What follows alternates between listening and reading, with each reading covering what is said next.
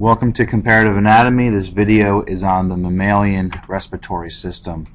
We're going to begin by looking at the respiratory structures.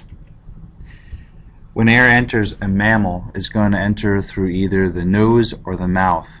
The preferred place for air to go into is going to be the nose.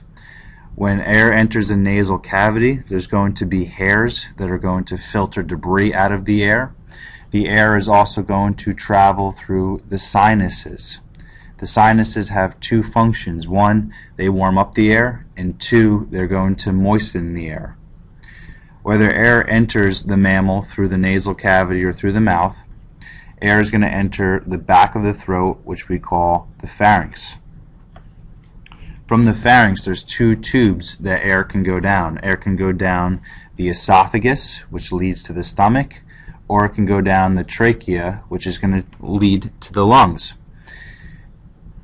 The factor inside of the pharynx that's going to dictate where the air goes is the epiglottis. You can see the epiglottis right here. It's a flap of cartilage that is going to decide where the air travels to. When we inhale, the epiglottis is going to flap over the esophagus, stopping air from going down the esophagus and forcing air into the trachea or the windpipe. The first part of the trachea is called the larynx. You see it right here. And the larynx contains our voice box, which holds our vocal cords. From the larynx, air is going to go down the trachea. The trachea is lined by rings of cartilage, and the cartilage is going to help keep the trachea open. The trachea branches into two bronchi, so you have a left and a right bronchus, and all the bronchi branch into bronchioles. No gas exchange is going to take place in the trachea, in the bronchi, or the bronchioles.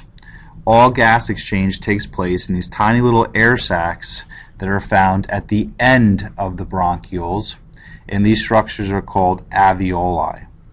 Alveoli are extremely important. Alveoli are the functional units of the lungs. They are the part of the lungs where gas exchange actually takes place. Surrounding the alveoli, we see here that we have blood vessels. In particular, you have a type of blood vessel called a capillary. In this site, oxygen is going to diffuse through the walls of the alveoli into the blood vessels. Carbon dioxide is going to diffuse out of the blood vessels, out of the capillaries, and into the alveoli.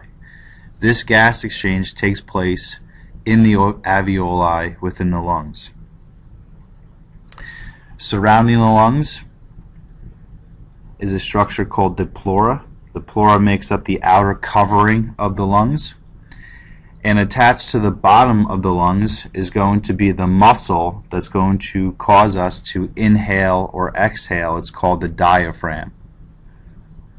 The lungs are located within the part of the body that we call the thoracic cavity, which I've outlined. And you can see that the left lung has a notch cut out of it that we call the cardiac notch. That's where the heart is located. Mammals are going to breathe using a system called negative pressure breathing. When a mammal inhales and exhales, these movements are created by the muscle called the diaphragm. Here's a diagram showing what causes a mammal to inhale and exhale. In order to understand negative pressure breathing, we have to understand the equation P1V1 equals P2V2. The important part to understand about this equation is that volume and pressure have an inverse relationship. They're opposites of each other. When volume increases, pressure is going to decrease. When volume decreases, pressure increases. On the left here we see inhalation. When the diaphragm contracts, it's going to pull downward on the lungs. When the diaphragm pulls downward, that's going to cause the rib cage in the lungs to expand. So the volume is going to increase.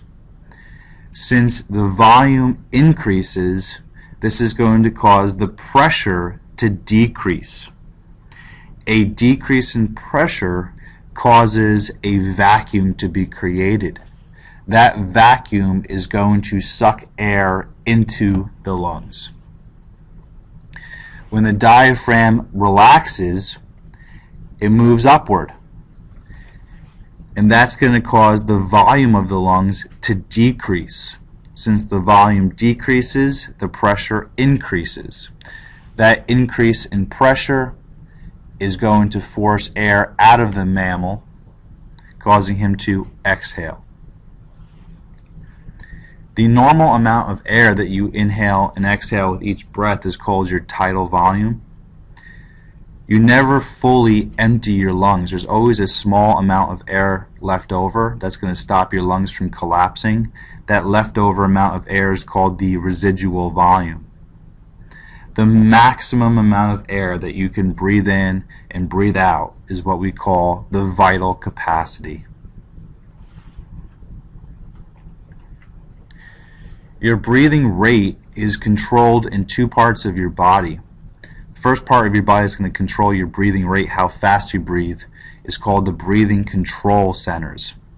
The breathing control centers found in the brain stem, this lower region of the brain, and the two main parts of the brain stem that are going to function as the breathing control centers are the medulla, which we see at the very bottom, and the pons, which we see right here. Another part of your body that's going to control your breathing rate is going to be your aorta. Your aorta has sensors in it that monitor the amount of oxygen within your blood. The breathing control centers in the brain, located in the medulla and the pons, they're going to control your breathing rate by analyzing the amount of carbon dioxide in your blood.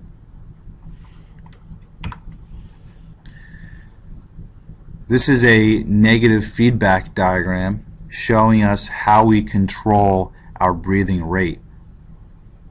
So a stimulus is going to take place that causes carbon dioxide levels to increase. What might this be? Let's say you're exercising.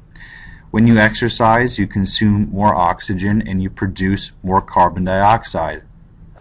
That lack of oxygen is going to be picked up in the aorta of the heart. That buildup of carbon dioxide is going to be picked up in the breathing control centers in the brain, located in the medulla and the pons. These two parts of the body are going to send information to the diaphragm, and they're going to cause an increased breathing rate. The diaphragm is going to contract more often. This is going to decrease carbon dioxide levels.